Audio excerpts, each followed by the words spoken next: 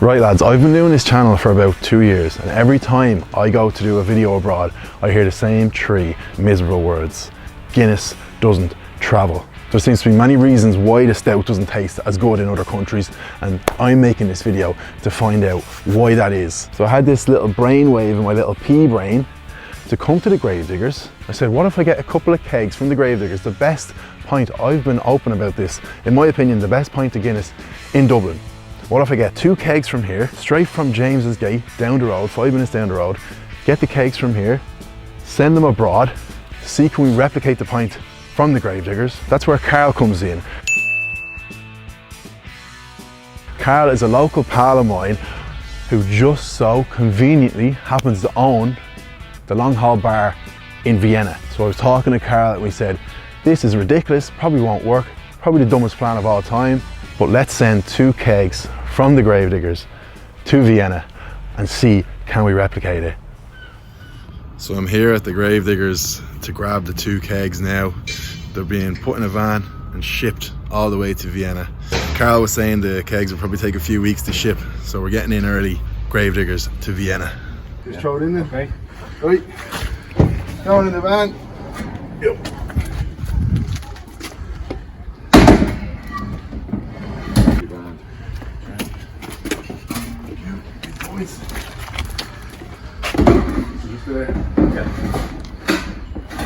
Let's stop Vienna. Load her up.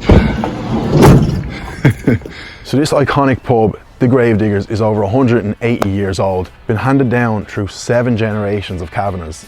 We're gonna go in now and talk to my old pal, Kieran Kavanagh, about why does he think Guinness doesn't travel. We'll have a pint, we'll see what we're up against, and we'll head off on our way to Vienna.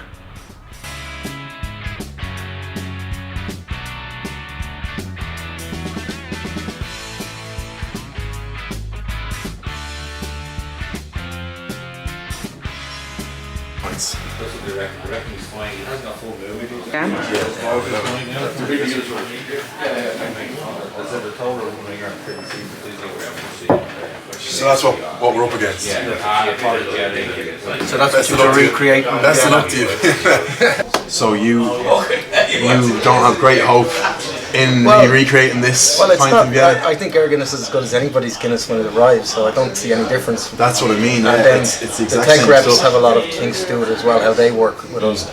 Like the system here is a very high-tech system compared to some of the setups people have on the continent and in the States.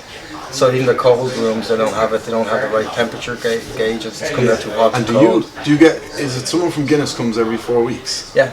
And what do they, I can't imagine they have to do much Oh, here, they have a but huge what machine. The machine, it's kind of like looks like an old-fashioned robot you've seen in the 1970s. They hook it up, and it's basically, years ago it was a bucket with some soap, and you shot little pellets through to clean the pipes. Yeah. Now it's a closed system, Yeah. and it basically flushes it through. So any kind of yeast build-up or anything like that is gone.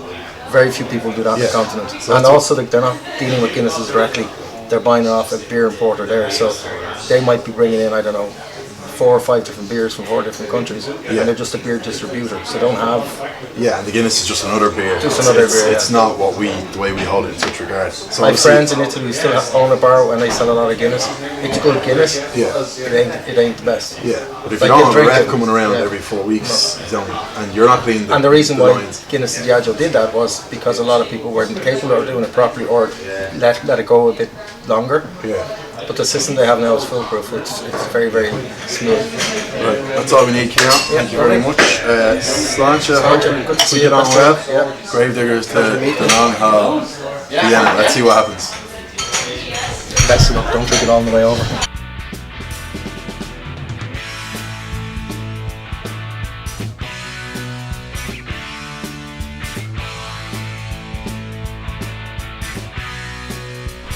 So another big reason why people say Guinness doesn't travel is because of the shipping process, which seems pretty obvious. People have been saying that the kegs get pressurized when they're made, depressurized before they're put on the plane, pressurized again when they're taken off the plane and brought to whichever establishment they're going to. Also, people would argue that especially in hot countries, the kegs are sitting in a lot of different temperatures, whereas say for example in Ireland it's going to be in the same temperature the whole time because it's in the same country. But if you're going from Ireland to a hot country like, say, Portugal, the temperature's constantly changing, going on the plane, getting off the plane, and people would argue this would kind of make it go a bit manky.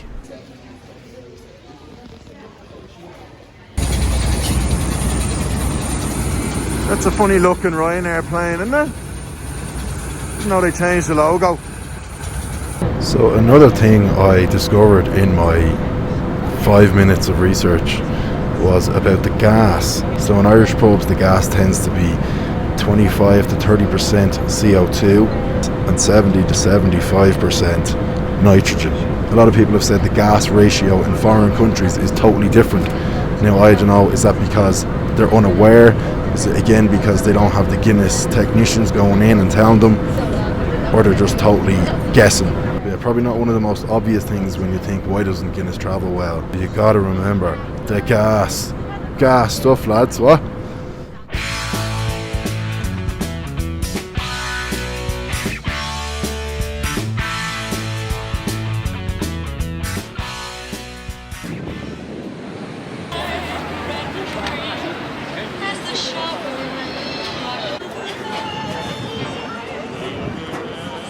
Right lads, I've arrived at the Long Haul Bar in Vienna. So the kegs arrived last week. They're hooked up. We've got a short draw. It's only about 3 feet from the keg to the tap, which is good. A lot of pub owners I've talked to have said that's what gives a creamy pint, the short draw. We also might do maybe a blind taste test with the Austrian Guinness beside the Irish Guinness. So a reminder, the Austrian Guinness will have a 6 to 8 month sell by date. The Irish Guinness will have a 6 to 8 week sell by date. It gets pasteurized before it's sent off all over the world, and a lot of people would say that's what kind of gives it that sort of tinny, not as good as Irish Guinness taste. So we'll head in lads, we're playing it fast and loose, we'll see what happens. Yeah, Vienna baby.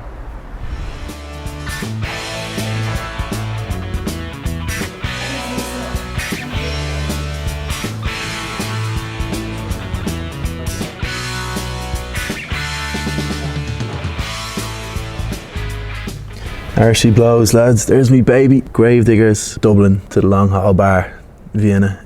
She made it, ready to get sucked tonight. Right so lads, keg, you talk about a short draw. All the Dublin pub owners always talk about a short draw, that's how you get a good pint. You're talking, what are we looking at Carl, about 3 feet? Yeah, about 3 feet. 3 feet of a line. Lines are all cleaned out, ready to rock, so. You nervous? Terrifying. Hey. Just speak up so the mic fucking help, it'll be grand. All good. Right lads, I'm here with Carl, owner of the Long Haul Bar, Vienna. Carl, safe to say when I got your phone call about 4 months ago, I thought, what's this mad bastard talking about? Then I heard you out, I thought this is a good idea. So, I suppose, what was in your mind when you thought, I'll ring up this Guinness Guru fella and get him over? It's basically just a question that I think so many people ask when they're away on holidays. Yeah. You know, a lot of people won't drink Guinness abroad. I'd be one of them as well. Yeah, Guinness doesn't travel. Guinness doesn't travel, so I said, Jesus, Dara, the local lad, it's this Guinness Guru thing seemed to be going well, so I got your number off Paddy. Paddy O'Rourke, shout out Paddy, big Paddy. Thanks for sorting that out. Yeah. And just got in contact with you to see could we do maybe not a documentary, but turn it into something like collaboration. Yeah. You scratch my back, I scratch yours. But why do you? Right, I'm just asking everyone. In your opinion, you're living here. Yeah. Why do you think? Say, if you could give one reason why you don't think Guinness travels well.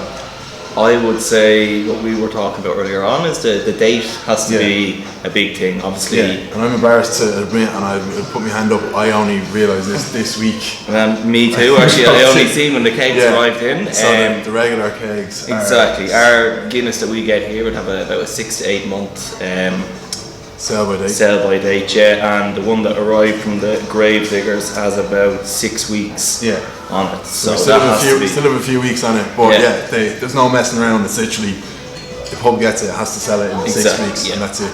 And then in terms of, like, would many people drink the Guinness here? Yeah, Guinness, what would we be doing? We'd probably be doing about 5 to 6 kegs a week. 50-litre kegs of Guinness a week, so like it's kind of the Irish pub, you know, anyone comes in. Austrian people actually, a lot of foreign people would come in for a Guinness, you know yourself, when the Irish people are coming over, not many people, Irish people that drink a Guinness, but a lot of Austrians would drink the Guinness, bang on. Yeah. And then later on we might do an ale blind taste test, something like that. But the Austrian Guinness against the Irish Guinness. The Irish Guinness, but it's not as if I'm gonna say this Austrian Guinness is dirt, because that's the Guinness he's usually selling. And this is the whole thing with this video. It's like, even if this Gravediggers pint comes out great, it's not as if it's like, there's your solution. Yeah. Because that's not. It's not going to be happening You're every not going to week. be bringing kegs over and selling them. Fucking, they take about 3 weeks to ship. Yeah. Anyway, so it's only a bit of a laugh, lads. But yeah, the long haul, we'll have the blind taste test, and then I presume it'll be a bit better than the Austrian Guinness. I hope so, yeah. We'll go from there. Right, Carl, bang on. Cheers, Darrell. Thanks for coming, buddy.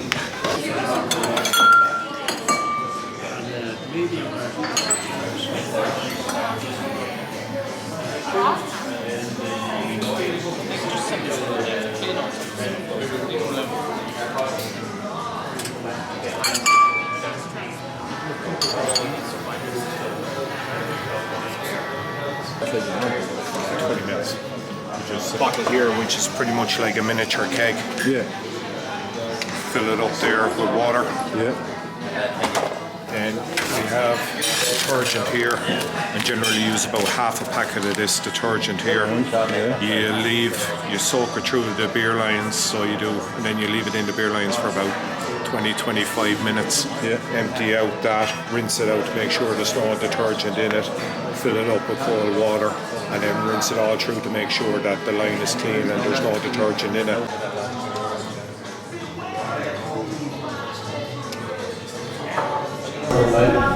Right, lads, the moment of truth. I've got Carl across there staring at me, burning a hole in my head. Right, so you saw it being poured. I don't know how good the light was, but yeah, I'm going to get into it before we start talking shite.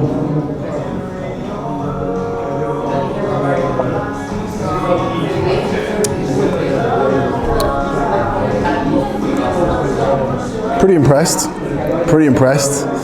It's been a long time coming. Obviously it wasn't going to taste like exactly like the Gravediggers. Just because the keg was sitting in the Gravediggers doesn't mean it's going to taste exactly like the Gravediggers. But I'm pleasantly surprised. I really didn't know what to expect.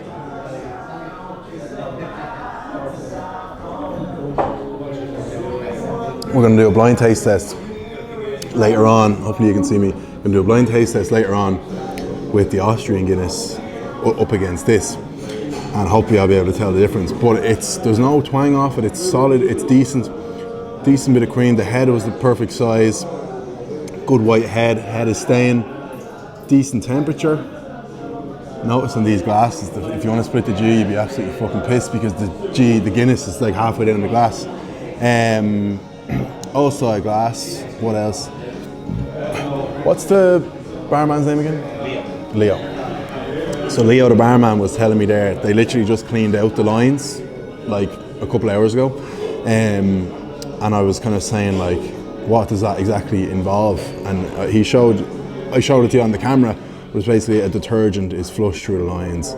And he said the biggest thing that builds up in the lines is yeast, which again, I wouldn't have had a fucking clue about that. But yeah, the lines were literally just clean. So this couldn't be a cleaner pint of Guinness. And yeah, it tastes pretty good, lads.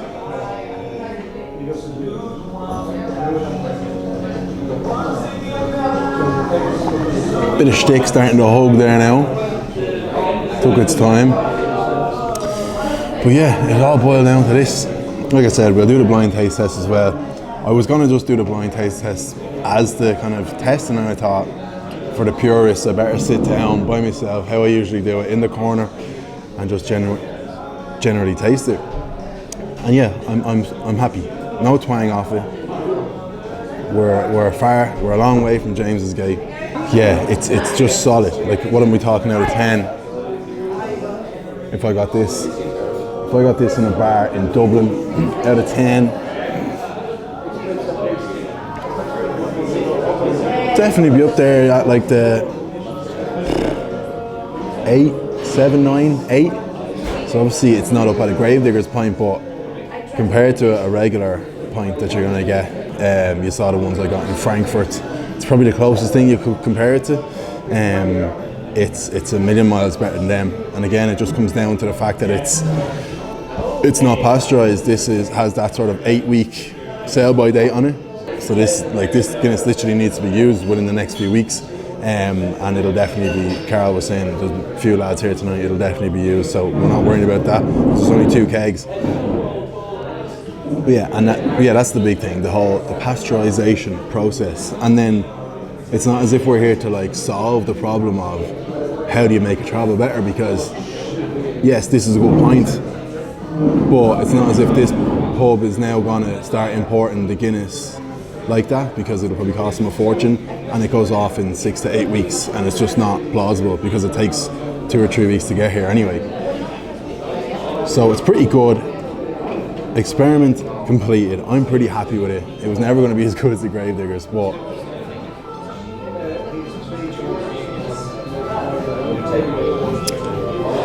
I'm happy with it. Bit of shtick there. We're not changing lives, lads, but we're having the crack. God knows what the rest of the footage in this video will entail, but whatever it is, enjoy, fellas. Sláinte. Make sure you grab the merch drop. Merch is out now. See you in the next clip, whatever the fuck that is. This is the old style Guinness glass? The old style is without this is the new style, without the brew. Yeah. Ah, you they're ever... they're even a new Yeah, style, and old I can style, just do because this. the Guinness is way in all on the glass. Yeah. So bist Sie mal Right, lads, so I'm here with Tom and Dave. Tom, Thanks, Carl. proud Austrian man. Dave, Cork. Gone mad about the Beamish Murphy situation, but we'll address that later. Anyway, the situation is we're not doing it blind. We've got 2 pints each in front of us. 1 old style glass, 1 new style glass. The Austrian Guinness is in one of them, and the Irish Guinness is in the other. Carl's the only man who knows which, so we'll drink them, and I'm going to say, put whichever you think on the left and right, and then after, Carl is going to tell us. So that's it. So sip away, lads. If you have any comments, I'll put the mic in your face. But yeah, sip away, and we'll see what happens. Sláinte, lads. Launcher.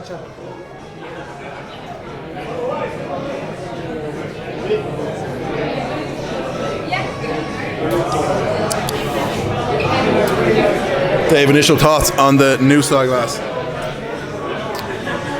The glass is good, and the pint is not bad. It's going to be hard to tell. You haven't had the other one yet, though. I haven't had the other one yet, so.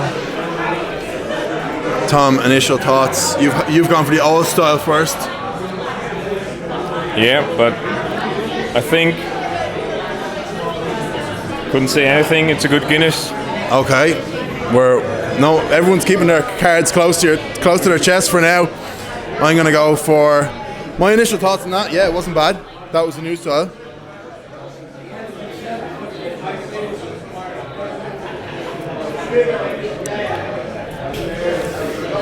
It's gonna be harder than I thought, but I think I've an idea. And the thing is, what I've learned is the more you drink, I would go with your gut from now. The more you drink, the less you're going to know. I've been right at the start in the past, and then I keep drinking and then I get it wrong. So I'm going to go with my gut. I'm not going to drink anymore, but if you want to keep drinking, lads, work away. Take another sip. Yeah,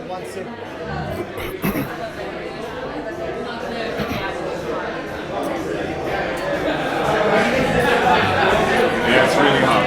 Really hard. It is difficult. Easy. Right, Dave's confident.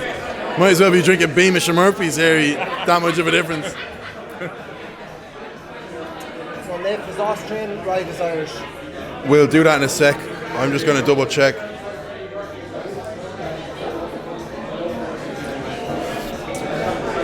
Yeah, okay. So, yeah. On your left hand side, what you think is the Austrian Guinness. On your right, what you think is the Irish Guinness. Don't look. No. The left-hand side. By the way, Tom works in a brewery, so pretty embarrassing if he gets it wrong. Just saying. True that. So the left-hand side is the Austrian. Austrian. Right hand side is the Irish. The Irish. Yeah. The new glass is the Austrian. Yep. Old glass is the Irish. Myself and Dave have said the opposite. Unbelievably embarrassing if the 2 Irish lads are wrong and the Austrian lad is right. Carl, can you remember which is which?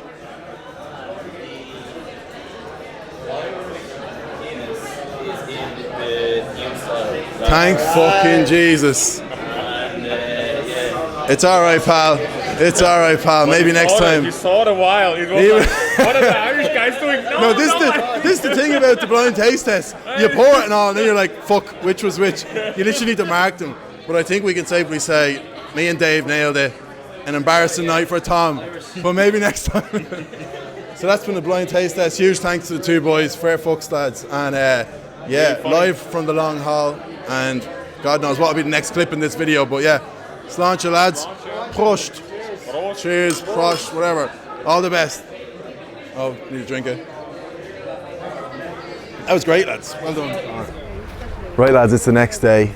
Thankfully didn't go too mad on the pints last night. Had a few, but nothing crazy, so not feeling too crusty now. Leaving Vienna today, one night only, one and done. What have we learned? Was the pint as good as it would have been in the Gravediggers? No. Was I expecting it to be as good? No. But I learned a lot in the last 24 hours and over the last kind of few weeks of asking.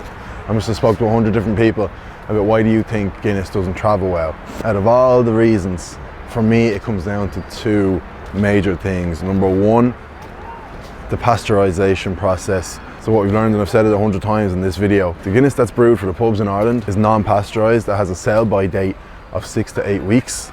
The Guinness that's brewed for the rest of Europe, maybe not the UK, but the rest of Europe, is pasteurised and has a sell-by date of 6 months, which people will say gives it that sort of tinny taste. Again, this is just stuff I've been told. I'm not saying these are stone cold hard facts, but this is just stuff I've picked up on. It's number one, the pasteurisation, and number two, you can kind of put it all under one umbrella in terms of like care and training and the culture and stuff. Yeah, the staff don't get the same training that they probably would in Ireland. They don't have the culture here of Guinness. They don't really, here or all over the world, they don't really have that culture of make sure the Guinness is good. They just treat it as another beer. But I think all of that comes down to the fact that in Ireland, every 4 weeks, I'm told, a Guinness, every 4 weeks, any pub that sells Guinness, a rep from Guinness comes around, cleans the lines, does this, that and the other, makes sure everything's perfect. But abroad, they just don't have that, it seems. Pubs abroad don't have someone coming, inspecting, cleaning out, making sure things are on point.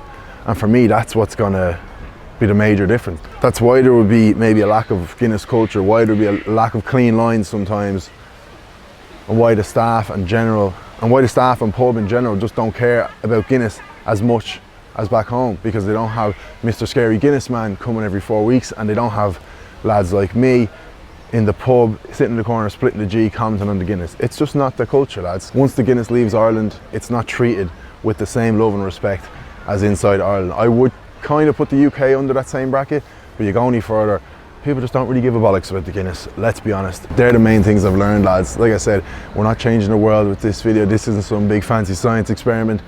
This is a bit of a laugh. I had a great time last night. Big shout out to Carl and everyone in the Long Haul Bar at Vienna. I will definitely be back here for more than one night in the future. Thank you very much for watching, lads. And do not forget, grab yourself some merch, support your boy, gurumerch.com. Thanks for tuning in. See you again, lads.